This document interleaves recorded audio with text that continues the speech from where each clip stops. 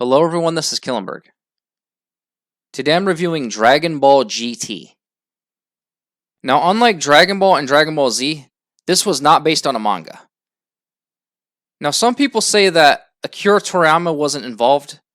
That is actually not true. In fact, he named the show. He also did character designs. Now, the show actually starts off with Goku training Oob at the lookout. Pilaf and his minions end up finding the Black Star Dragon Balls and summon the dragon. Pilaf sees Goku and accidentally wishes for him to be a kid again. It turns out the Black Star Dragon Balls also have to be collected within a year, or they'll destroy the Earth. The problem with this is they scatter throughout the universe. So Goku, Trunks, and Pan actually go on a journey to find the Black Star Dragon Balls.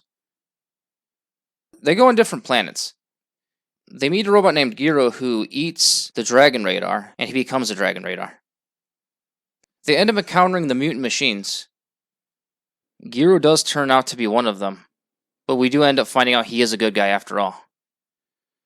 Now they end up finding out about a Tuffle that was rebuilt by Dr. Mew, and Dr. Mew calls him Baby. Now Baby can actually go into other people's body and control them. Now he makes it to Earth and actually infects Goten. And Goten's acting differently than usual. Baby manages to lay his eggs, and that basically turns them into his slaves.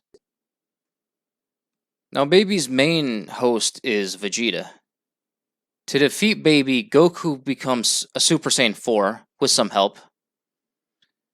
Now the design of Super Saiyan 4 is pretty cool.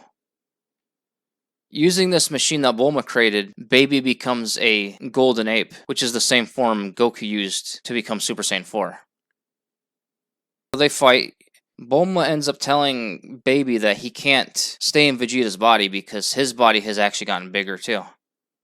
So he tries to escape, and Goku actually Kamehamehas him into the sun. I thought that was a pretty creative way to defeat him. Then they realize the world's going to be destroyed because of the Black Star Dragon Balls. What they did is they took their people to the plant which Baby wished up. And of course they used the Dragon Balls to wish Earth back. Piccolo stayed behind so that the Black Star Dragon Balls can't be used anymore. Then there's another story arc where they actually have past enemies come out of hell. That was actually a pretty cool concept.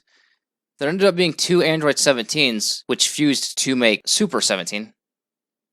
I would say his design looked pretty cool. And then the final arc in the series is the Shadow Dragons arc. Now this one's interesting. The Dragon Ball's cracked because of constant misuse. Now I want to make something clear, because I notice a lot of people don't seem to know this. The Black Star Dragon Balls did not crack. It was the regular Dragon Balls that cracked. Now, the Dragons could have been a little better, but I personally thought Omega Shenron was pretty cool. I didn't really mind Nova and Ice Shenron that much, either. Now, the main one is Sin Shenron, but when he absorbs the other ones, he becomes Omega Shenron. Now, Vegeta actually does end up becoming Super Saiyan 4 with the help of that machine that Bulma invented. Goku and Vegeta also fuse, forming Gogeta, not to be confused with Vegeto. Goku ends up doing a universal Spirit Bomb and defeats Omega Shenron. After that, he ends up leaving with Shenron, and the Dragon Balls actually go inside his body. Now, what happened to Goku is kind of left up for interpretation.